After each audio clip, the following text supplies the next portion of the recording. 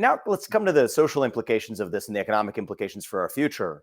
The simple fact of the matter is you have more people aging out of the workforce, but who are still alive and in many areas living longer, and yet fewer people to serve as the retirement plan for those people. I mean, you see that show up symptomatically in the Social Security Trust Fund, where you have less money going into it than coming out of it.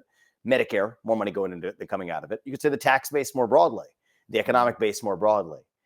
Where do you think that puts us in the United States right now as we think about both not only how to rectify that, but for the first step of it, how do we deal with that? What are the needs that are going to be required to be filled in order to manage a population that is systematically a lot older than it historically has been, that's not working against the backdrop of people that are you're in my age that are going to be working as we get into that new population distribution. Those of us who are going to be working forever to pay for these.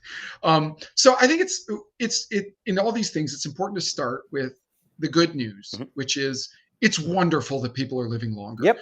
All too often, this can sound like we're saying, oh, wouldn't it be great if we just had like a few more years of COVID to kill more old people? No. It's wonderful that we have these technologies, and some of these technologies allow people to work longer years happily and comfortably, which many people like to do, which is great. But there is a problem, as you said, with population aging, having a lot of older people compared to younger people. And I think the first solution is to just tell the truth. And right now, our planning bodies, like, say, the Social Security trustees, are failing on this basic test. The most recent Social Security trustees report forecast that U.S. fertility is about to rise dramatically. That in the next 10 years, U.S. fertility rates will rise by, it's a lie. They believe that fertility rates are going to rise by 0.3 children per woman, which is a lot. That's a lot. And it's not going to happen. And because of that forecast, they have a fairly rosy forecast for the outlook for Social Security. And they also have this problem that they assume that low fertility will have no effect on the pace of wage growth in our society.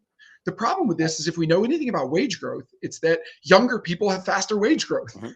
So if fertility is low and you have fewer young people, then wage growth will slow down.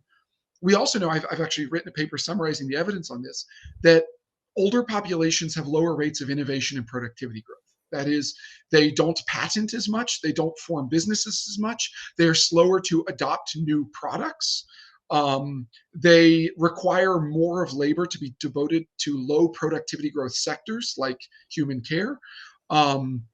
They're just less innovative. And this isn't pejorative, okay? I don't expect, it would be unreasonable to say I expect a 70-year-old to be as economically innovative and productive as a 30-year-old. Okay, that would be a grossly unfair expectation of that person.